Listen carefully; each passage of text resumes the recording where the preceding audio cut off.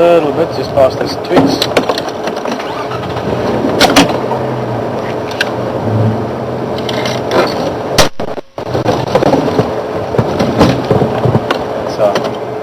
That's our view. She's pretty.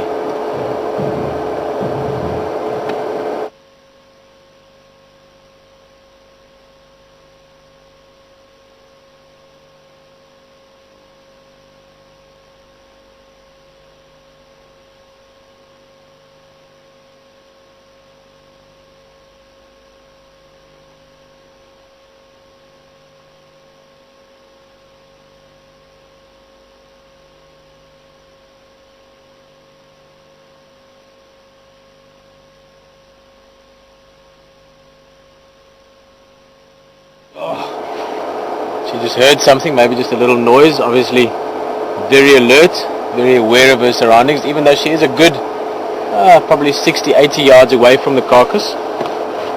See, nonetheless, those ears always working. How magic. We're sitting literally, how far are we away at the moment? 5 meters, if that, 4 meters. As you can see, not really paying much attention to us.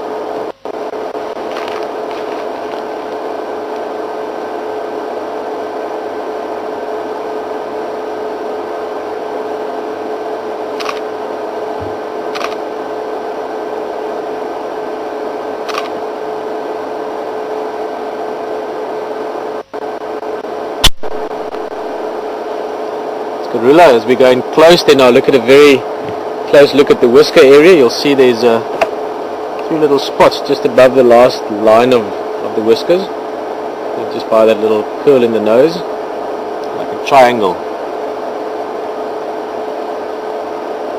Yeah, very pretty. Let's look at the markings, all the little details on her. Pretty cool, Owen. Very, very cool. So you've got a nice big smile on your face and big wide eyes. It is something very special and unique, this. She's probably one of our, if not our most known character out here. She's loved by everyone, and it's easy to see why. Very full belly at the moment as well. She's been feeding mainly on that carcass. I don't think she allowed the youngster too much access to the food, even though it is nice to see that she still allows the younger one around earlier, Siseko, that we saw this morning.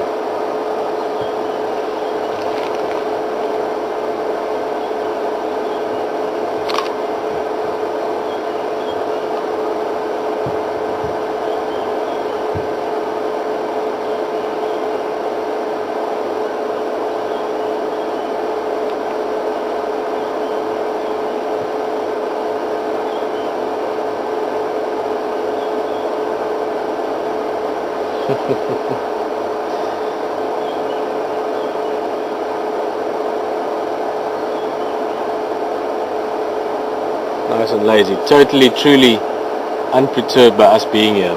Even though we're sitting in a vehicle, a whole bunch of gear on it, he's truly not fazed by us.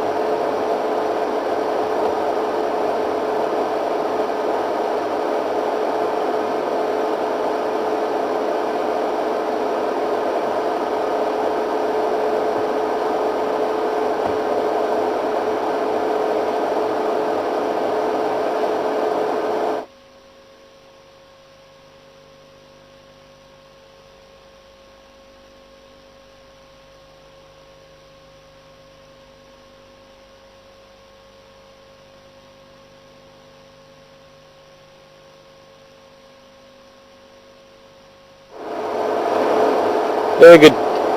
point or question combination there, Valerie just asking if Karula might be pregnant. I was actually thinking about that this morning when I was saying her belly is nice and big. Obviously at the moment lots of food in there, but as many of you might remember,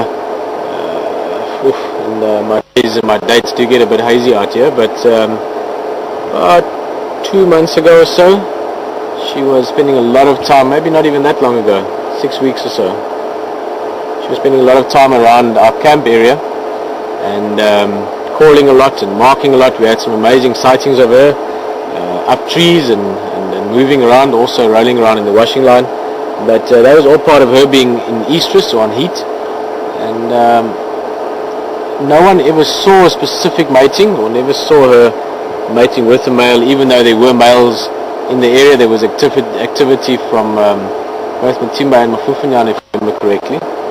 So there's certainly a chance, Valerie, and everyone else that might be wondering.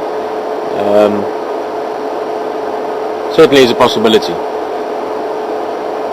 I don't know the intricate behavior of leopard to know whether, if she was 2 months pregnant by now, how much that would influence how she interacts with the youngsters, but can't see that necessarily being too much of a problem. Also, we've seen a certain amount of tolerance between these leopard as we've gotten to know them. So yeah, I'd say there's a good chance, 50% chance at least. It's always a 50% chance of everything.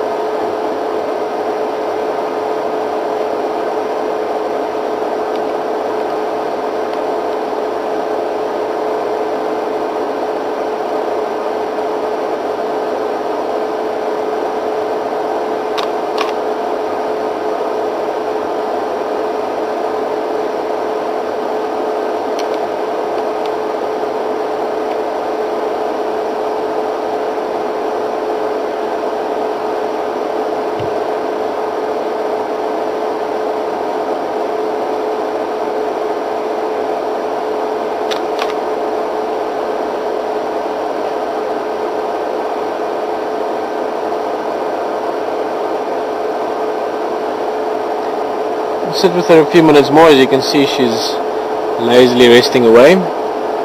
But yeah, exactly that. There might be at any minute now something that comes along, something that stirs in the grass, something that gets her attention. The sun has just dipped behind the horizon. We've still got a reasonable amount of light, but this is the onset of evening, and that also means that there's other things around. Possibly hyenas can start popping out, you never know. We're going to stick around a bit and see what happens.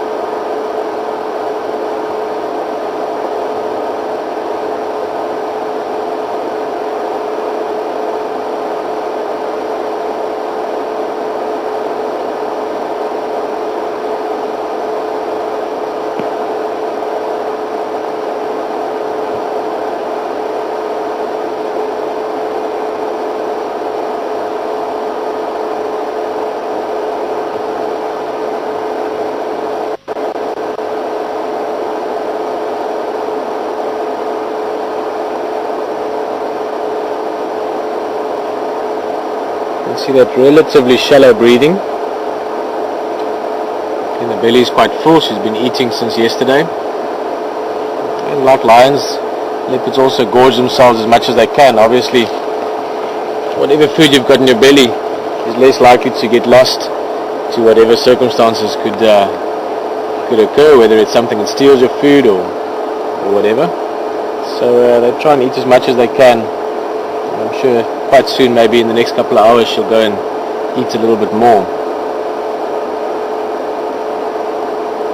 But because that belly is so full, it means that the diaphragm can't move that much, and they literally have to breathe a bit shallower than usual. That's why you get these shallower, faster breaths.